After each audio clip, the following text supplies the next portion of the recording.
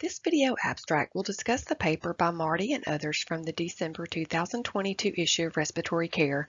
The paper is titled Effects of Mechanical Insufflation-Exsufflation with Different Pressure Settings on Respiratory Mucus Displacement During Invasive Ventilation.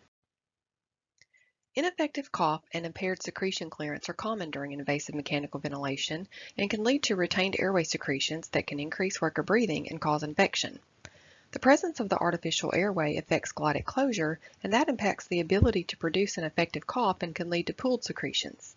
Suctioning can help, but that only clears the tube itself and the large airways.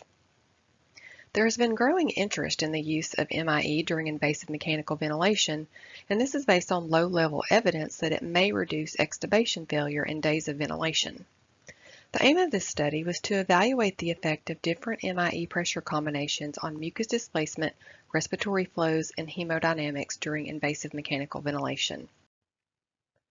6 healthy pigs were sedated, intubated, and mechanically ventilated. Mucus simulant was instilled through the endotracheal tube along with radio-opaque discs that were used to evaluate the movement of mucus through fluoroscopic imaging.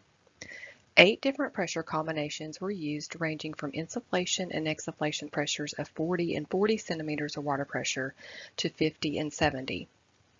Mean inspiratory and expiratory flow, peak inspiratory and expiratory flow, esophageal pressure, heart rate, and arterial blood pressure were all measured before, during, and after each pressure combination.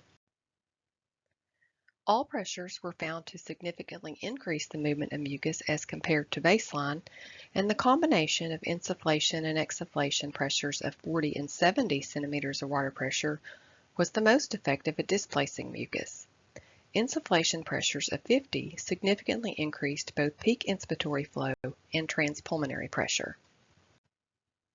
The evaluation of respiratory measurements identified significant differences between pressure combinations for peak inspiratory flow and inspiratory transpulmonary pressure.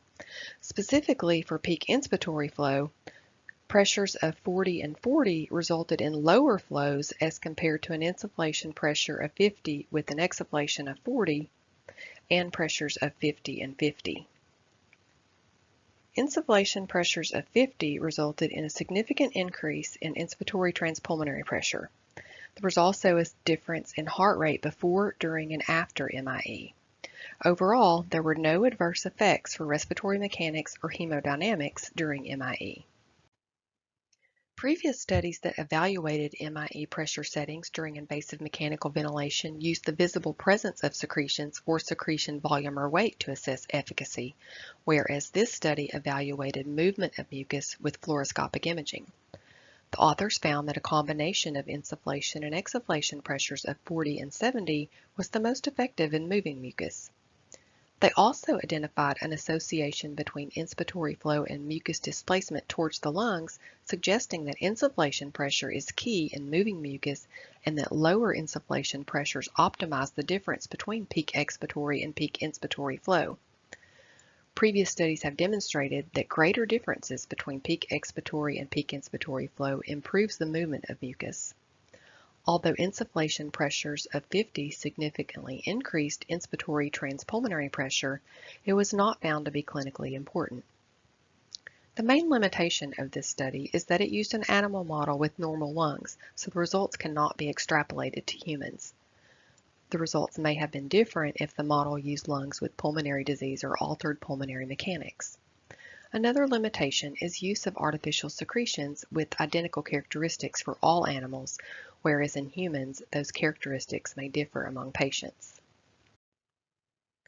The accompanying editorial noted that the animals were placed in the supine position, and that differs from the conventional positioning of the ICU patient, where the head of the bed is typically elevated 30 to 45 degrees, and this could have an effect on mucus movement.